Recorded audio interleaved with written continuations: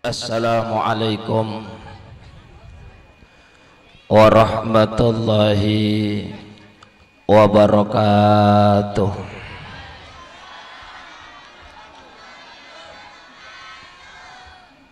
Alhamdulillahilladzi jama'ana wa iyana fi majlisi manaqibi sultanil awliya wa akrama man ta'abbada wa tahabbabal awliya. Wassalatu wassalamu ala sayyidil anbiya sayyidina Muhammadin wa ala alihi wa ashabihi wa junudihi wa ansarihi min yaumina hadha ila tariqil alya. Amma ba'du, faqala Allah ta'ala fi kitabihil karim, a'udzu billahi minasy syaithanir rajim. Ala inna awliya Allah la khaufun 'alaihim wa la hum yahzanun. Wa qala Rasulullah sallallahu alaihi wasallam, man 'ada li waliyan faqad adzantuhu bil harbi. Wa qala al ulama, ay qala Syekh Nawawi al-Bantani radhiyallahu anhu, hubbur rasul huwa ainu hubbillah wa kadzalika hubbul ulama wal atqiya wal awliya li'anna allaha yuhibbuhum wa hum yuhibbunahu. Sadaqallahul azim wa sadaqa rasuluhun nabiyul habibul karim wa nahnu ala dhalika minasyahidin wasyakirin walhamdulillahi rabbil hadratil afadil. Ini bagi-bagi apaan sih teh aki-aki?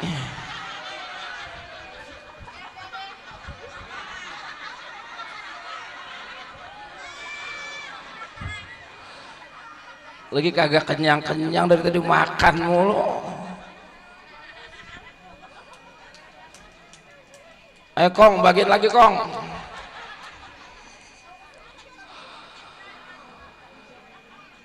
Hadratil afadil al-mukarramun yang saya hormati segenap para alim ulama, para guru, para ajengan, para muallimin, khusus akhil mahbub ad-da'i ilallah, khalifah manaqib jawahir ma'ani, khalifah wilayah Bekasi, Kiai Haji Ranin Hariri, yang kita doakan mudah-mudahan beliau dan segenap para guru-guru yang lain insyaallah senantiasa ditambah kemuliaannya oleh Allah subhanahu wa ta'ala, ditambah keberkahannya oleh Allah, dan kita sebagai murid-muridnya mudah-mudahan insyaallah senantiasa mendapatkan ilmu yang manfaat dunia akhirat ya Rabbal. Yang saya hormati segenap aparatur pemerintahan baik sipil maupun militer, baik yang tingkat atas maupun yang tingkat bawah. Mudah-mudahan segenap para umara, terkhusus RT sama RW, ada RT RW, kepala desa, ada camat, ada bupati, ada pinter, ada di rumahnya. Kita doain mudah-mudahan para umara yang cinta sama ulama mudah-mudahan diberikan taufik hidayah, dan akhirnya umara yang cinta kepada ulama mudah-mudahan insyaallah bisa membawa kampung wilayah ini menjadi tambah barokah ya Rabbal. Segenap para zakirin, para zakirat, muhibbin, muhibbat, segenap para pecinta aulia Allah, terkhusus sultanil aulia, mudah-mudahan insyaallah kumpulnya kita malam hari ini akan menjadi sabab kita akan mendapatkan kemuliaan dari Allah subhanahu wa ta'ala. Amin ya Rabbal. Bapak Ibu yang dimuliakan Allah, langsung aja biar cepat karena udah jam 8 lewat 4 jam. lihat jam lo. Salah ke saya ngomong? Jam 8 lewat 4 jam.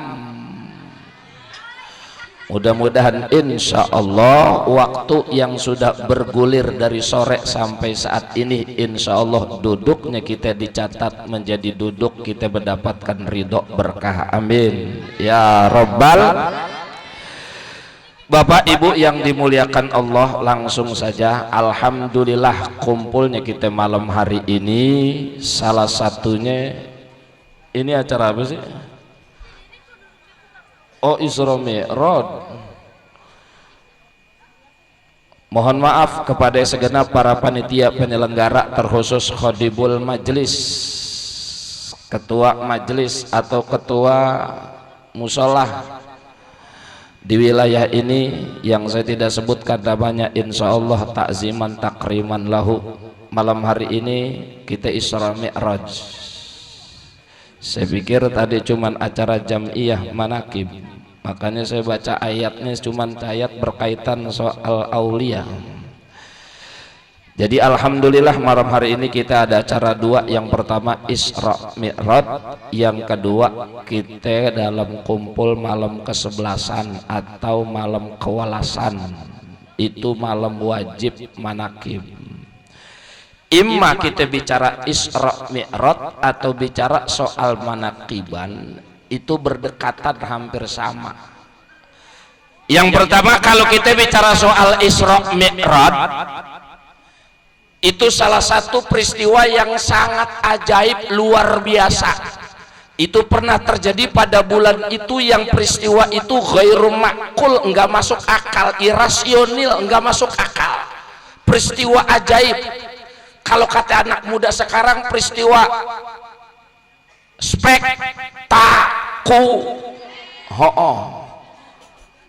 lu tahu gak spektakuler?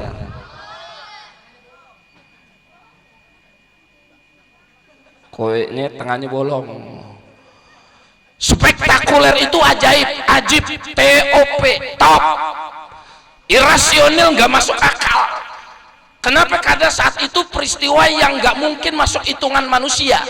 Rasulullah diberangkatkan dari Masjidil Haram sampai ke langit ke-7 mustawa arsy, itu ternyata waktunya yang cukup singkat, lailan. Kalau kata ulama itu pakai tanwin.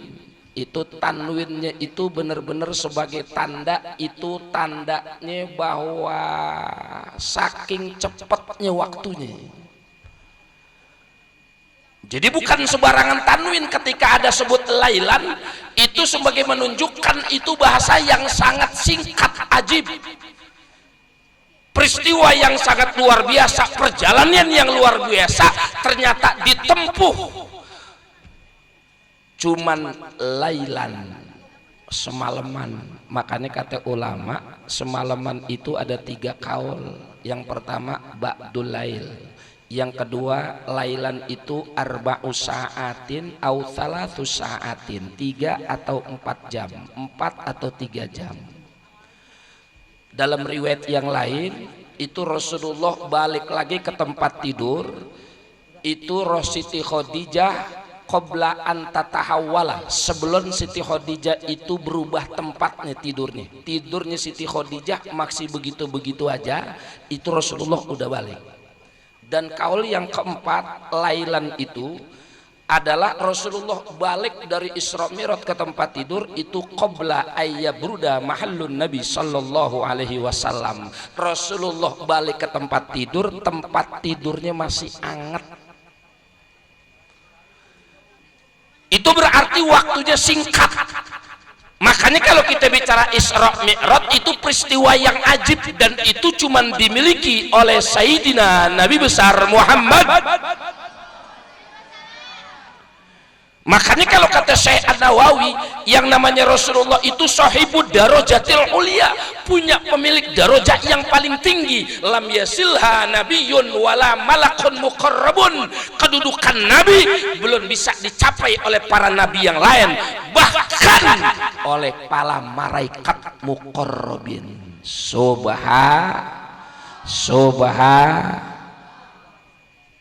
Malaikat Jibril aja nganter cuman sampai langit ke-7. Malaikat Jibril sampai Rasulullah maksa, kata Jibril, mat gue nganterin sampai sini aja ya.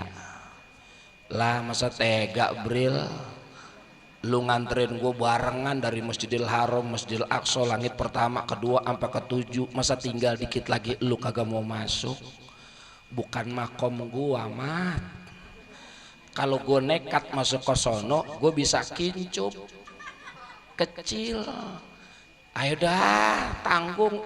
Begitu dipaksa sama Rasul, bener menciut tuh Jibril, mengecil. Kalau dalam bahasa kitab seperti usfur, burung. Kata Jibril, tuh gue kata juga apa mat, lu sih maksa. Itu malaikat Jibril nggak layak, nggak bisa masuk kepada langit yang ke-7, cuma sampai langit ke-7, karena kata malaikat Jibril bukan makom saya. Makanya kata Syekh Nawawi Al-Bantani, walau malakun muqarrabin, sekalipun malaikat muqarrabin belum bisa menyamai pangkatnya Nabi besar Muhammad. Akhirnya Rasulullah yang masuk, malaikat Jibril cuman sampai langit ke-7. Makanya kemuliaan Nabi besar Muhammad itu sampai kapanpun gak ada yang bisa. Rasulullah mulia karena dimuliakan oleh zat yang maha mulia. Makanya beliau salah satunya manusia yang diberangkatkan di Isra dan di Mi'rajkan dari 124.000 nabi dan 313 rasul, cuman Nabi besar Muhammad.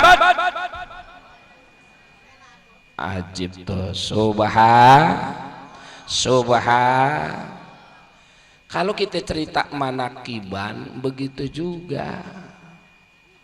Orang di bawah Nabi itu namanya ada aulia, atqiya, asfiya. Makanya Nabi Syekh Abdul Qadir jadi bilang anakku ya ibni. Syekh Abdul Qadir Jilani dalam pangkatnya Rasulullah mengatakan Syekh Abdul Qadir Jilani anakku. Kenapa? Emang karena beliau qutbil aulia. Syekh Abdul Qadir Jilani quddisa sirruh, beliau punya makom tertinggi dalam makom aulia. Makanya di saat kita kumpul kayak begini jangan pernah ada ragu. Kalau tadi guru kita Tuan Khalifah memberikan suntikan khusus, jangan cuma cengar-cengir, resepin. Begitu juga kita ketika baca maulid, imma simtud duror, imma syaraful anam, imma adiyaul lami, apapun itu baca maulidnya kita kudu yakin itu lagi baca riwayat Kanjeng Rasul. Kalau emang kita masih kurang yakin, paling enggak kita baca manakib. Kalau sudah bicara soal Sultanil Aulia, kita enggak lepas bicara soal kemuliaan.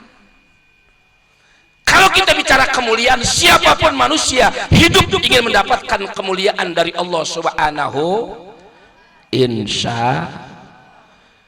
Makanya dalam kitab Jauharut Tauhid ada ungkapan begini, al-muta'alliqu yatasarrafu bisyarafil muta'allaq. Orang bisa mulia kalau sandarannya mulia. Nah sekarang kita pengen hidup mendapatkan kemuliaan dari Allah, kita suruh sandarkan kepada orang yang sudah mendapatkan kemuliaan dari Allah. Siapa? Ya udah, yang pertama Nabi besar Muhammad,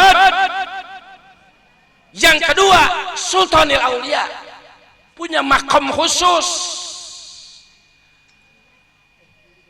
Lah sekarang kita udah dapat ijazah, izin dari khalifah. Khalifah itu utusan langsung dari Romo wa auladih dan anak-anaknya, Gus Solah, Gus Sultan, Gus Ali. Dibagiin sama orang kampung sini, sama orang sini. Itu tinggal ikut aja udah. Kalau bahasa santri mah udah kita jadi naat aja udah. Naat itu bagaimana manut, mau rofa, mau khofat, mau nasob, mau makrifat, mau nakiro. Ya udah fi raf'ihi wa khafdihi wa jarrihi wa tankirihi wa ta'rifihi. Ikut aja udah, jangan pakai nanya mulu. yakinin lah. Kalau naat mah bagaimana manot? Kalau dalam bahasa fikih mah kita makmum aja bagaimana imam. Ma fa'alal imam fa'alal makmum. Apa yang dikerjain imam, makmum kudu ngikut. Imam diri, makmum diri. Imam ruku, imam makmum ruku. Imam sujud, makmum sujud. Imam kunut, makmum kunut. Jangan jadi makmum sengke. Jangan jadi naat sengke. Ada kan kadang-kadang ada makmum sengke, ruku, sujud, begitu imam kunut dikagak. Allahumma hdina fiman hadait wa afin. Itu namanya makmum sengke. Lah kalau posisi jadi makmum, ma fa'alal imam fa'alal makmum. Apa yang dikerjain imam, makmum kudu ngikut. Apapun itu kerjaan imam. Kalau sudah kita pilih imam, kalau dalam bahasa fikih orang yang sudah kita yakinin. Sama sekarang ada khalifah, kita ngikut apa kata khalifah. Kata khalifah rofa, kata khalifah khofat, nasob, marifat, nakiroh. Insya Allah berkahnya gak apa ngikut. Amin. Kita itu cuma ngebuntut doang, ekor doang. Ekor aja pakai banyak lagu lagi. Timbang buntut doang, mending buntut sapi curut.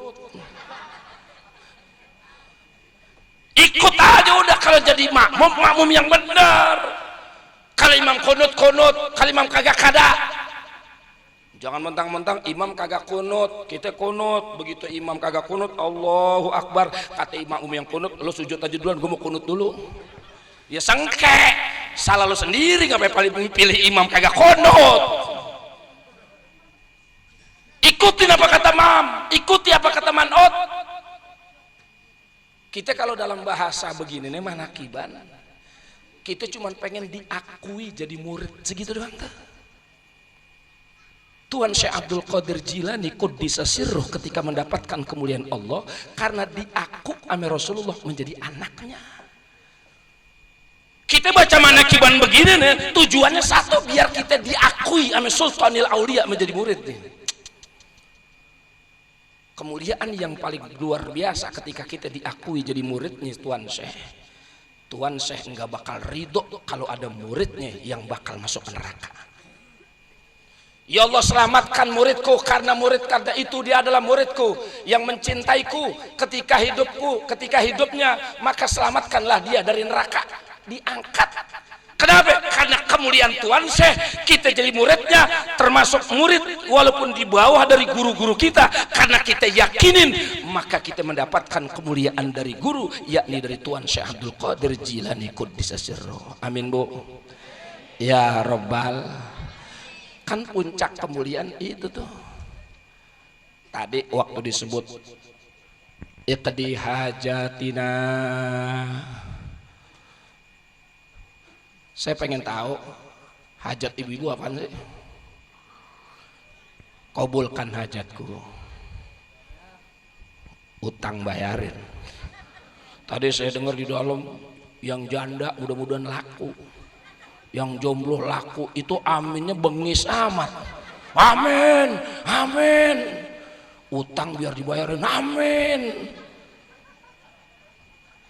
Mohon maaf, itu urusan dunia boleh. Kalau kata guru saya nih, bagi-bagi ilmu, ketika ada guru nyebut iqdi hajatina, minta urusan akhirat dulu. Yang pertama minta ampunin dosa, yang kedua minta mati husnul khotimah, yang ketiga kalau masuk kuburan minta dapat raudhah min riyadil jannah, minta yang keempat kalau dihisab mendapatkan hisab yasira. Kalau kita lewat jembatan Sirat kita dimudahkan. Kalau kita mendapatkan sorga, mudah-mudahan kita sorga duna hisab. 6 nih dulu kita minta. Jadi di saat kita bilang iqdi hajatina, itu dulu kita niatin. Ini duit mulu. Boleh, siapa yang kagak doyan duit, tuyul aja doyan. Sama, gue juga doyan sama duit. Cuman kan keberkahan dunia itu bisa kita bawa kalau kita dapat kemuliaan akhirat. Wal akhiratu khairu wa abqa, wal akhiratu khairul laka minal ula. Itu sebagai isyarat semua perkara dunia kalau kita bawa akhirat insya Allah jadi baro'ah.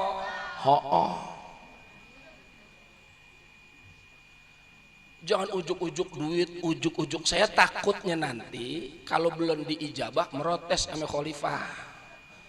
Khalifah bagaimana nih? Kok warung gua kagak laku-laku juga? Bagaimana nih kok gua kagak laku-laku juga masih janda seumur-umur?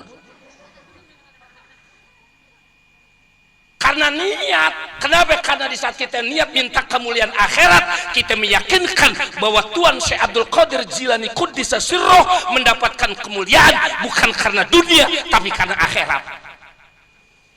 Kalau udah bicara wali itu redho Allah udah ada di dalam genggamannya. Saya sering ceritain kalau cerita wali itu kita bicara ridho. Kalau kata Imam Ghazali, orang hidup itu kan nyari berkah, nyari rahmat, nyari ridho yang paling tinggi. Kalau wali Allah itu ridho Allah udah dalam genggamannya. Orang kalau udah dapat ridho Allah enak.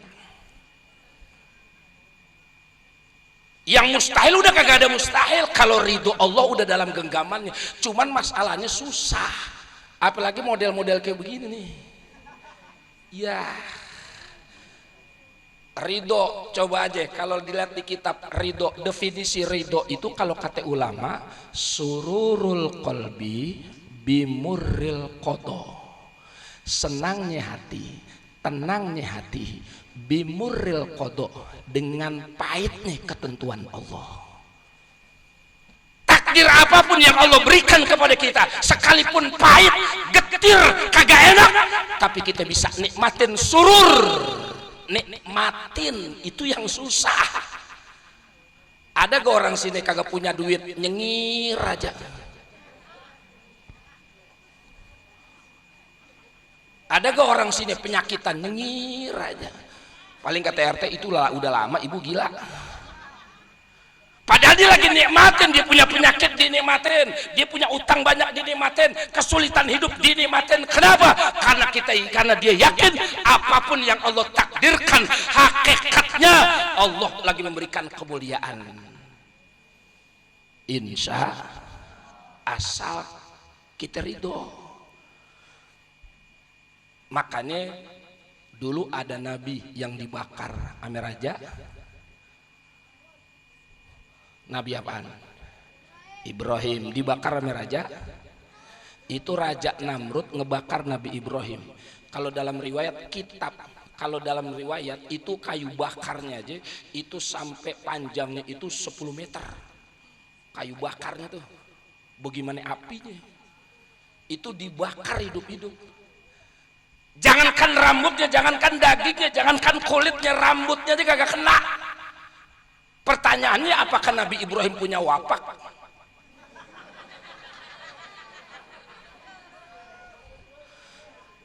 Bukan, kata ulama ahlu tauhid, karena Nabi Ibrahim ridho dengan segala ketentuan dan takdir Allah harus dibakar sama Raja Namrud. Akhirnya Allah ridho dengan hidup dan perjuangan Nabi Ibrahim. Api enggak mempan. Dulu ada Nabi Musa yang dikejar-kejar sama raja, dikejar-kejar sama Raja Fir'aun. Begitu dikejar-kejar sama Fir'aun, di depan laut, di belakang pasukan Fir'aun. Menurut akal nih, otak, kudunya mati tuh Nabi Musa, Harun dan pasukannya. Kenapa? Di depan laut, di belakang pasukan Fir'aun. Akal kagak nerima kalau masih hidup. Ternyata perintah dari Allah suruh doa, suruh ketok tongkatnya itu ke laut. Begitu diketok, itu laut berubah jadi tol Jagorawi. Jalan itu. Apakah tongkatnya yang berkeramat? Bukan.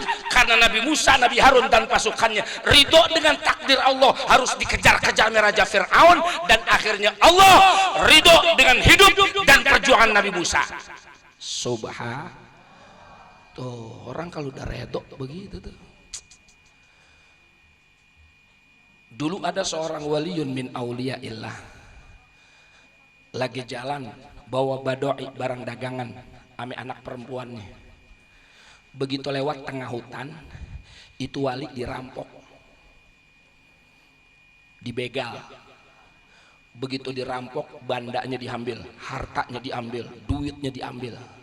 Tapi tuh wali diem senyum, diem senyum. Diambil lagi kudanya, diem senyum. Diambil kereta kudanya, diem senyum.